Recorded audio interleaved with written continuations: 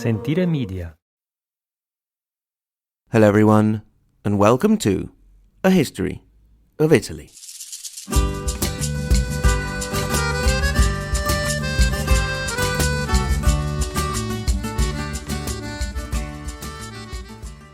Episode 74, Goodbye Freddie II.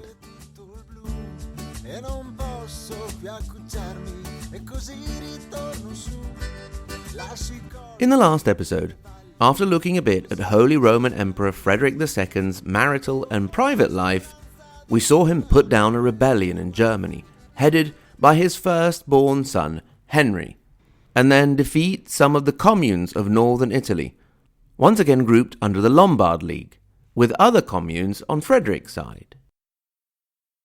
The emperor won out at the Battle of Corte Nuova on the 27th of November, 1237, but obviously, where the northern communes were concerned, it was never over. It must have felt to Frederick like that game at the arcade where you have to smash down the moles that keep popping up with your hammer. You smash one or two down, and they stay down for a bit. But meanwhile, another pops up elsewhere, and you go and bash that one, and the first ones pop up again, and so on. The two die-hard moles in question were in particular Brescia and, of course, the ever-defiant Milan. Frederick laid siege to Brescia, and things got pretty nasty quickly. Just like his grandfather almost 80 years before at the siege of Crema, he attempted to defend his siege equipment using prisoners as human shields. Once again, it did not work. The Bresciani fired on their own and then executed the German prisoners in front of Frederick upon the walls. In the end, the siege was unsuccessful, and he had to give up. Listeners will remember that Frederick was also on incredibly rocky terms with Pope Gregory IX, who had already excommunicated him once.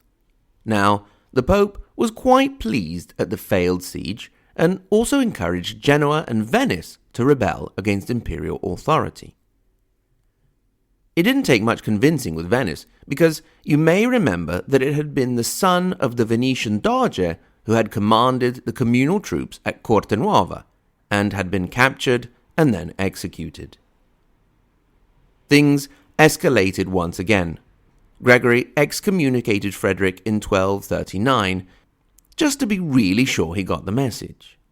The insults flying back and forth were pretty creative. Frederick accused the Pope of being a liar, a slanderer, and greedy. Gregory came up with the following: Frederick has the claws of a bear, the throat of a lion, and the body of a panther. He opens his jaws to vomit blasphemy against the name of our Lord. The real reason behind all this was centuries old. The emperor wanted to unify all of Italy, and the Pope to keep it separated. In 1240, Frederick kicked off a series of purges in the south of pro-Gregory clergy. He took a lot of the wealth of the church and imposed taxes. He also took the important monastery of Monte Cassino and transformed it into a secular organization. Then, last but definitely not least, he invaded the Papal States. Now, like anywhere else in Italy, we mustn't imagine the Papal States as a united bloc, all staunchly supporting the Pope. Far from it. Indeed, the vassals of the Lazio area around Rome were quite happy for a change in status quo, and this may have got Frederick thinking that he could even make a bid to march on Rome herself. The situation in the city was no exception, and the Frangipane family were interested in getting the city onto the emperor's side and ousting the Pope. However, their gold was not enough to influence the inhabitants against the combined wealth of the pro-Gregory Orsini and Colonna families. The Pope also did his bit by pulling out all the stops in trying to impress the plebs of the city. He organized a huge procession and brought out all the most precious rock star of holiness relics to parade along with. The city was convinced and ready to oppose the emperor. The emperor, at this point, very wisely, headed back down south. Gregory now went in for the kill. In August of 1240, he came up with the idea of organizing a council in Rome for the following year, in which they would get together and, among other things, badmouth Frederick a bit more. So invitations were sent out to the church hierarchy all over Europe. Frederick sent out his own letters warning the members of the church not to go to the council, and said of Rome, "Rome is gripped with violence and chaos. The priests are at each other's throats. The churches have become brothels. The air is putrid. The heat unbearable. The water is disgusting, and the food disease-ridden. The roads are full of scorpions and other abominable animals. The inhabitants are ragged and smelly, evil and aggressive. Stay away from this city." Talk about a really bad TripAdvisor review. Some churchmen read between the lines and decided to stay away. Others defied the emperor and made their way to Genoa, where the ships of the Republic were to take them to Rome. The convoy made its way along the Tyrrhenian Sea, but on the 3rd of May 1241, near the small island of Meloria, off the coast around the city of Livorno, they were attacked by a combined Sicilian and Pisan fleet. Many ships were sunk, and the prelates headed for Rome were captured and imprisoned by the emperor. Gregory was now missing the delegates for his council. He did not have much time to wonder what to do next, because he died on the 22nd of August of that same year.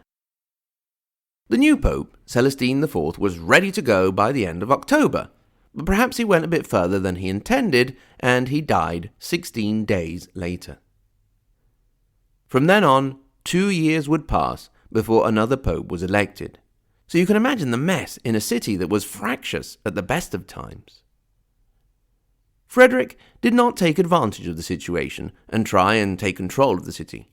He knew very well that the best thing for him was to have a pope who, if not actually friendly, he could work with and not get excommunicated. When Sinibaldo Fieschi was elected Pope Innocent IV, it seemed that the papacy and the empire might be able to patch things up. It was not to be, and various obstacles made talks break down. One of these was the rebellion of the Guelph city of Viterbo, not far from Rome, which Frederick was not able to subdue, giving courage to all the other anti-imperial forces. Listeners will remember that the Guelphs were the pro-papal faction in Italy, while the Ghibellines were the pro-imperial faction. The year 1245 saw Frederick laying siege to Rome, and Innocent having fled to Lyon the year before. While there, the Pope thought to convene a council, the First Council of Lyon.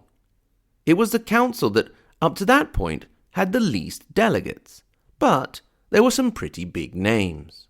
For example, the Latin patriarchs of Constantinople, Antioch, and Aquileia, near Venice, and then another 140 bishops.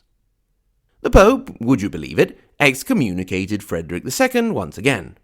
Not only that, but the council went so far as to depose the emperor. The empire exploded with rebellion. In putting down the rebellion, Frederick, the illuminated scholar, lover of women and nature, showed his very worst side.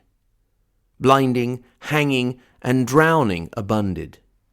The drownings showed a particular desire for cruelty, with the victims being closed up in leather sacks and thrown into the sea with poisonous snakes inside the sacks. He was so intent and determined on his revenge that he made his heirs swear that they would continue if he were to die before he had finished. However, another blow was yet to come, and it was to come from the city of Parma. Now, if you're really super attentive, way more than I would be, you may remember that Parma had been among the allies of Frederick in the battle he had won against the communes at Cortenuova. Well, in 1247, Parma switched sides and became a Guelph rather than a Ghibelline city. Now, to take Parma as an example for any other city we talk about in the continuous factional fighting, the fact that it switched sides didn't mean that all the inhabitants woke up one morning feeling a bit more Guelphish rather than Ghibellinish and had a vote and switched sides. No, basically, thanks also to the wheelings and dealings of the Pope, who had friends and connections in the city, the Guelph faction managed to take control after actually defeating the Ghibellines in a battle. The fact of the matter was that Parma had fallen to the Guelphs. Frederick was forced to come along and lay siege. This was particularly lucky for the Pope because it seemed that the Emperor might have been on his way to Lyon to go and get him. Frederick was joined in Parma by his illegitimate son Enzo, with his troops and some allies from Cremona. Meanwhile, some men from Verona and Piacenza arrived to assist the city of Parma, while the Pope also asked Milan, Piacenza, Mantova, and Ferrara to help out. When he arrived, the Emperor, knowing he was in for a long siege, had a fortified wooden town erected and hoped to bring himself good luck by calling it Victoria. He felt confident enough to put the imperial treasure there and to even have a mint to create more money. His intention was to create his new city there once he had reduced Parma to rubble. His son Enzo took his troops into the encampment and in the following days was joined by contingents from Pavia, Treviso, Reggio Emilia, and Modena, and then also Bergamo, Verona, Vicenza, and Padova. Obviously, Frederick's southern troops were also there. Now, I've said this before, and I say it again, which you can understand because you can hear me saying it. I don't for a moment expect you to remember all of these cities and what side they were on. It's just to keep in mind the complexity of the pieces on the great chessboard of Italy. Now, in Parma, it seemed like something big was in the air again. The siege dragged on, with skirmishes of little account with archers and crossbowmen. Days turned into weeks and weeks into months. Frederick grew impatient. Before changing sides, Parma had sent contingents to nearby Reggio and Modena. Frederick now ordered these contingents to be brought to him and started to execute, by decapitation, 3 or 4 of them a day to try and break the spirits of the defenders. It did not work. Instead, on the 18th of February 1247, the defenders set in motion a plan to break the siege. They made a full sortie out towards the Po River, to the north, with part of their available troops, to try and attract the forces of Enzo of Sardinia. It worked perfectly, and he gave chase. In the end, even this maneuver was quite successful in itself. Indeed, due to well-coordinated cavalry attacks, the Guelphs managed to kill between 1,500 and 2,000 Imperials and take around 3,000 prisoners, as well as some siege engines. The real objective, however, was the now lightly guarded encampment of Victoria. The remaining part of the Guelph army, as well as many citizens of Parma, fell upon the encampment and easily destroyed it, taking the imperial treasure, the Carroccio war cart, and the imperial crown, which was displayed in the Cathedral of Parma as a symbol of Frederick's shame. The man himself, who it seems may have been out hunting the day of the battle, could do nothing but survey the destruction and curse his bad luck. The destruction of Victoria also saw the end of Frederick's dream of a unified and consolidated empire. The Battle of Parma was not the last chapter in the struggle, but the remaining campaigns would not see Frederick in the forefront. He was growing tired and saddened by losses and apparent betrayals. In February of 1249, Frederick tried and condemned his most trusted minister and friend, Pierre de la Vigne, for a plot against him. De la Vigne was blinded and later died in prison, possibly committing suicide. One chronicler mentioned that, upon hearing of de la Vigne's involvement in the plot, Frederick broke down and wept. In May of 1249, Frederick's son Enzo was captured near Bologna. He would stay there in prison until the end of his days in 1272. The last remaining son of Frederick II. Frederick II himself died on the 12th of December 1250 in Castelfiorentino, near Foggia, in his beloved Puglia. He went out in relative peace, wearing a friar's habit. He was buried in the cathedral in Palermo. Whether he had been the wonder of the world, the Antichrist, or, more likely, somewhere in between, the time of Frederick II, King of Germany, King of the Kingdom of Italy, King of the Kingdom of Sicily, King of Jerusalem, and Holy Roman Emperor, had passed.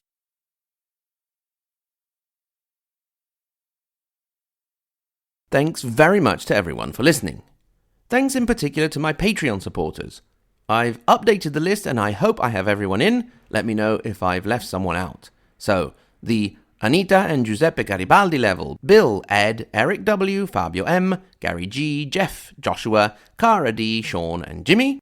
The Margherita Hack and Galileo Galilei level: Andrew, Anthony, Silane, Chris, Daniel, Dean, Greg, Ignazio, Jay, Caitlin, Kevin, Marxist-Leninist Sicilian, Roberta, Rodney, Shelby, Stephen and Vincent, and the tippy-top level Maria Montessori and Dante Alighieri level Sen, Paolo, and Lisa Kay. Welcome, welcome, welcome to new Patreon supporter Ine J and Newgerg? Hopefully? Anyway, write in and let me know how to pronounce that. Thanks also very much to Eric W for moving up from the Anita and Giuseppe Garibaldi to the Margherita Hack and Galileo Galilei level. Thank you very much, Eric. I'll hopefully come up with something new for Patreon, let's say within the next couple of weeks. So stay tuned for that. And thanks very much to everyone for listening. And until next time, arrivederci.